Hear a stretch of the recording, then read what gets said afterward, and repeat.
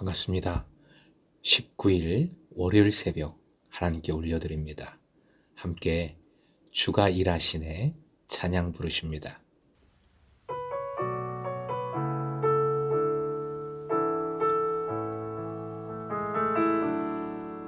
날이 저물어 갈 때 빈들에서 걸을 때 그때가 하나님의 때 내 힘으로 안 될 때 빈손으로 걸을 때 내가 고백해 여호와 이래 주가 일하시네 주가 일하시네 주께 아끼지 않는 자에게 주가 일하시네 주가 일하시네 신뢰하며 걷는 자에게.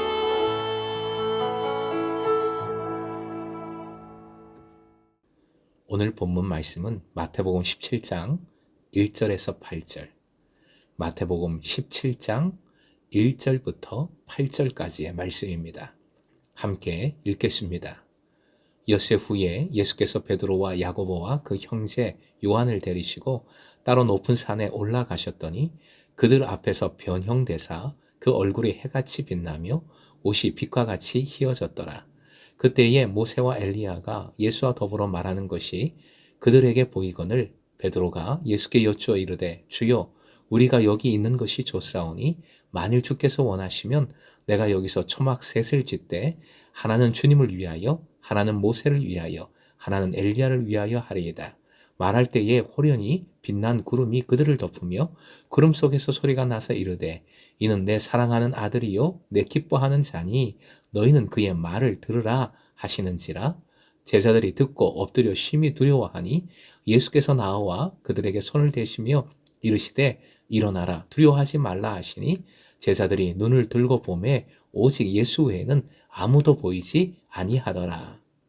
오늘의 기도 제목, 오직 예수만 바라보며 예수만 따라가게 하소서. 오직 예수만 바라보며 예수만 따라가게 하소서.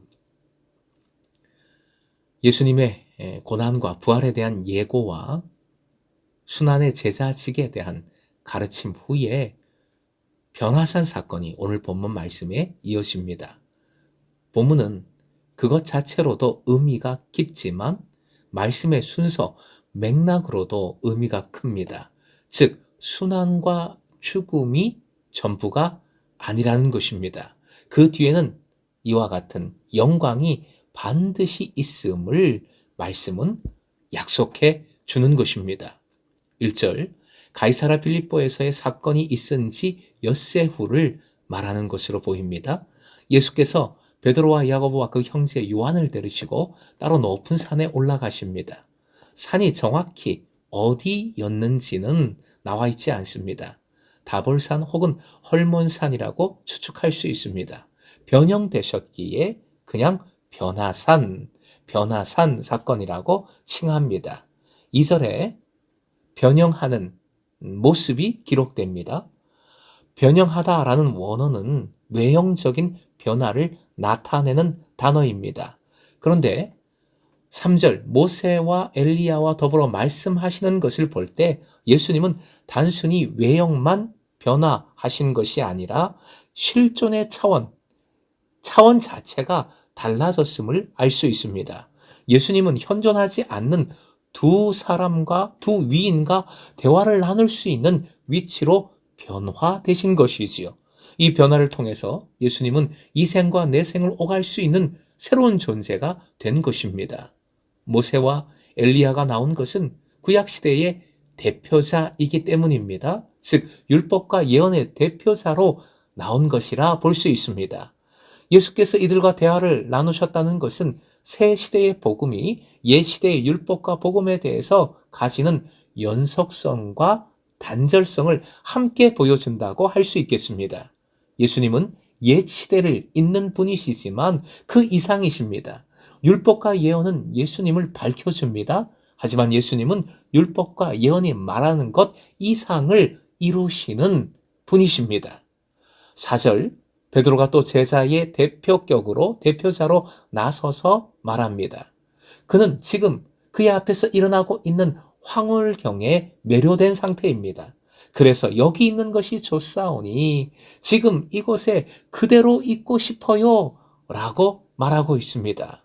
초막은 출애굽기의 회막을 기억나게 만듭니다. 회막에서 모세는 늘 하나님을 만났습니다. 따라서 베드로는 옛날 모세가 그랬듯이 회막을 지어 그곳에서 이 황홀경을 계속해서 즐기려 했던 것으로 보입니다. 인간적인 수단으로서 지금 주님의 영광을 지속시키려 했던 베드로의 생각이 얼마나 어리석었던지요. 5절, 그것을 깨우쳐 주시는 음성이 들려옵니다. 하나님의 음성이지요. 오늘 본문의 핵심입니다. 하늘의 음성은 예수님을 하나님의 아들로 선언하고 있는데 이것은 마태복음의 사건 속에서 세 번째의 선언입니다. 한 번은 세례 사건에 있었고요. 또 한 번은 바로 앞 베드로의 고백에서 있었습니다. 그러면서 하늘의 음성은 중요한 한마디를 덧붙입니다. 이 말씀은 매우 중요합니다. 이 말씀은 특히 바로 앞에 베드로의 말과 연결시켜 보면 얼마나 중요한지 그 중요성을 알 수 있습니다. 앞으로 예수님이 어떤 일을 하고 어떤 말씀을 하시든지 주님을 믿고 따르라는 것입니다. 이해가 되지 않는 사건이 있다 할지라도 그의 말씀을 따르라는 명령입니다. 결국 본문의 사건은 미래에 있을 영광을 제자들에게 미리 보여주면서 이 영광에 이르기 위해서 지금은 예수님만 바라보고 예수님의 말씀대로 잠잠히 제자의 길, 고난의 길을 걸으라 명령하고 있는 것입니다. 두려움 때문에 엎드린 제자들을 예수님은 사랑의 손으로 붙들어 주십니다. 용기를 주십니다. 일으켜 세우십니다. 제자들이 여기서 두려워하지 말아야 하는 이유는 지금 일어난 일이 그들이 생각하는 것과 다르기 때문이 아닙니다. 지금 일어난 일은 심판의 계시가 아니라 구원의 계시이기 때문에 두려워할 필요가 없는 것이지요. 이제 예수님 외에는 아무도 없습니다. 아무것도 보이지 않습니다. 결국 이제 제자들에게 남은 것은 은혜를 붙들고 영광을 바라보며 하나님의 음성에 따라서 예수님을 따르는 일을 행하는 것뿐입니다. 사랑하는 금성의 제자 여러분, 제자의 길 무지 어려워 보입니다. 자기를 부인하고 자기 십자가를 지는 일입니다. 목숨까지 바치라는 제자의 길입니다. 그런데 이 길은 또한 영광의 길입니다. 오직 하나님만 두려워하며 주실 영광을 바라보며 이 길을 걸어갈 때 주님은 우리가 제자의 길을 갈 수 있도록 그 사랑의 손으로, 그 능하신 손으로 우리를 일으켜 세우시는 줄 믿습니다.